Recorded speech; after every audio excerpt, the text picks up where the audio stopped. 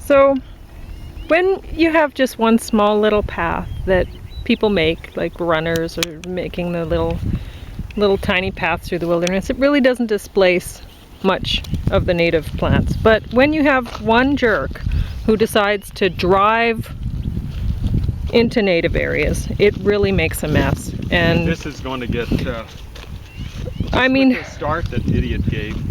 We're hearing on the CBC today about the police, a couple Lethbridge police that were stalking, they were doing surveillance work on, like illegal surveillance work against their democratically elected representative. And I mean, they were doing this on city time, on public coin, with public equipment and everything like that. And there's a question of whether they should be, you know, charged in some way or whatever. And it's like, no, they should obviously be charged in some way.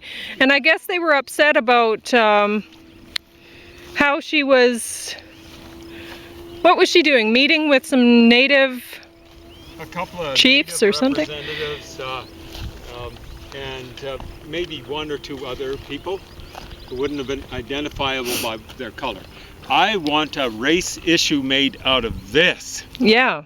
Because it's more than that. It's more than that. It is just a democratic issue as well. Yeah, because I guess she had, along with the natives, they'd wanted to close down some trails that were being used by ATVers in Canada. Yeah, abused. Because really, if anybody is using ATV equipment, if it's not on their own property, it should be illegal, frankly, unless they have permission by whoever owns the property to be doing so. And on public property, I don't think that should be granted ever. Yeah, so, because, I mean, one vehicle does a lot of damage. I've been to places where it's just, there's nothing left. Places where I'd walked 1,000 times with my father in the past, and it was pristine nature, and then you go there and it's just destroyed. It's just absolute ruts and scars and no native plants left. So it's ridiculous. It has to stop. And the police have to be charged. I don't know, when people are caught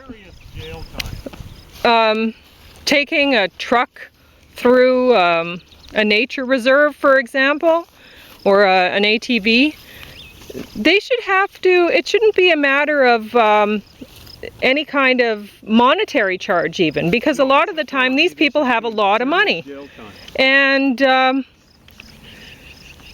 so they should have to work with nature reclamation groups and patch up every bit of damage that they did. Yeah.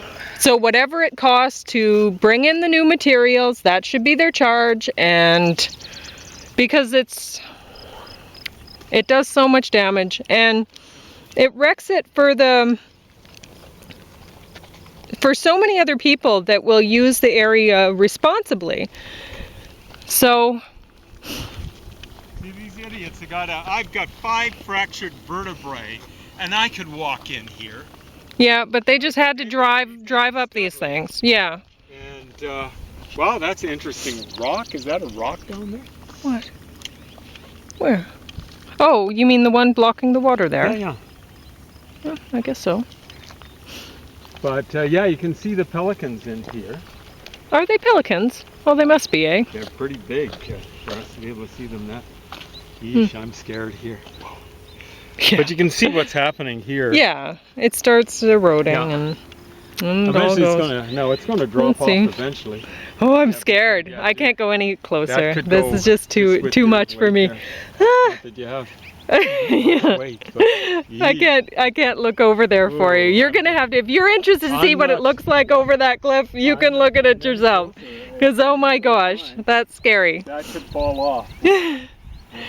Okay. See, this is what wants to happen. Yep. The next crack could be behind you, right? Yeah.